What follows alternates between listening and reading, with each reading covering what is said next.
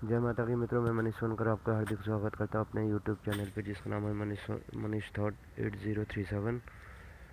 और मित्रों, जहाँ तक आज का हमारा विषय है, पूजा और साधना भक्ति में क्या फ़र्क है। जहाँ तक पूजा की बात कही जाए तो हमारे सनातन धर्म में पूजा तो हर कोई करता है, और पूजा का कोई पूरा प्रारूप भी नहीं है कि हाँ भी ज़रूरी नहीं है कि पूजा ये एक ही तरह की जाए। कोई पूजा धूपबत्ती करके करता है, तो कोई दिया बत्ती करके करता है, कोई 56 भोग लगा करके करता है, कोई मानसिक जाप करके करता है, कोई हाथ जोड़ के करता है। तो ये सब पूजा की जाती है, मगर मेन जो इन सब में सबसे ज़्यादा ज़रूरी है कि आपकी पूजा में कितना मन है। अगर आपके पूजा में कोई रत्ती भर भी मन नहीं है और आप पूजा करने के लिए बैठे हुए हो और आपका मन इधर से उधर भाग रहा है, तो उस पूजा का कोई फल हमारे को शुभ फल प्राप्त नहीं होगा। पूजा है, चाहे तुम 1 घंटे के लिए के या करो, चाहे एक पल के लिए, 1 मिनट के लिए तुम करो, मगर उसमें पूरी श्रद्धा भाव होगी तभी तुम्हारी पूजा कामयाब होगी, तभी तुम्हारा पूजा जिस ईश्वर की, जिस देवी देवता की तुम पूजा कर रहे हो, उस तक पहुँचेगी। अन्यथा तुम्हारी पूजा का कोई फल प्राप्त नहीं हो पाएगा, वह पूजा तुम्हारी व्यर्थ जाएगी अगर तुम्हारी पूजा में कोई श्रद्धा भाव नहीं होगा।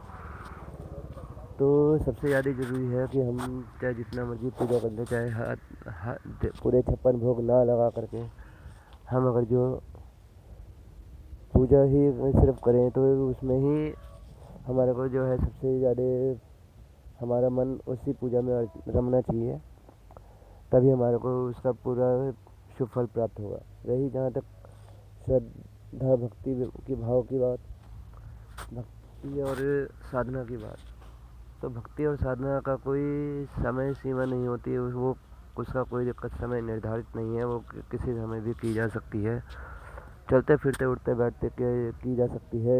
इसका सबसे मेन मुख्य प्रमाण यही होता है कि हम सभी देवी देवताओं में से जिस एक देवी या देवता के पूजा करने का हमारा। और आपको अगर मेरा चैनल, मेरे द्वारा दी गई जानकारी पसंद आए तो मेरी वीडियो को लाइक, शेयर और कमेंट ज़रूर कीजिएगा, और चैनल को सब्सक्राइब कीजिए, जिससे कि आगे आने वाले टाइम में भी मैं इससे और जुड़ी और रोचक जानकारी आपके सामने पेश कर सकूं।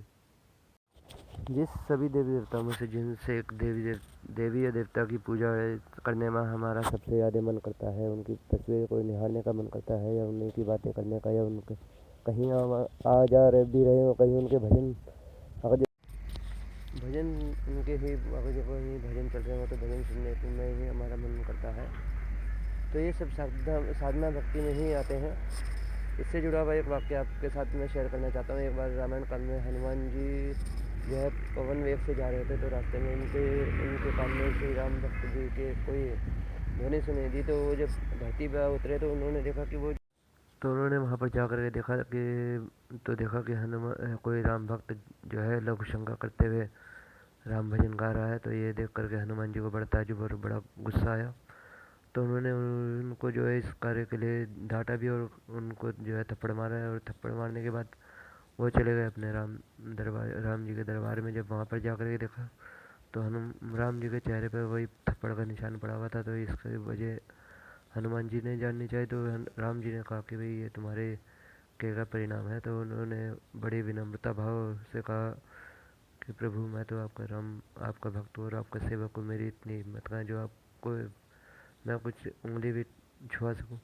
तो उन्होंने जो है पूरा वाक्य बताया। तो इस इतनी बात सुन करके हनुमान जी को बड़ा दुख हुआ और अपने किए पर बड़ा पछतावा हुआ। उसके लिए जो है इन्होंने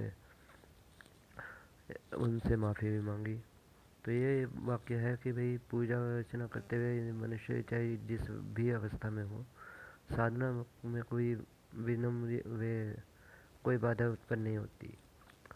बस बात वही घूम कर के आती है, चाहे तुम पूजा करो, साधना करो, भक्ति करो, जो कुछ भी करो, उसमें पूरी श्रद्धा भाव और भक्ति से, समर्पण भाव से ही तुम्हारे करने का फ़ायदा है। अन्यथा तुम्हारी पूजा हो, चाहे साधना हो, भक्ति हो, भाव हो, कुछ भी हो, वो सब व्यर्थ है बिना श्रद्धा भाव के। तो आज के विषय को मैं आज यहीं पर ही विराम देता हूँ, और अगले विषय के साथ मैं फिर उपस्थित हूँगा, एक नए विषय, एक नए थॉट के साथ। तब तक के लिए आप इजाज़त दीजिए। जय महाकाली, जय महाकाल।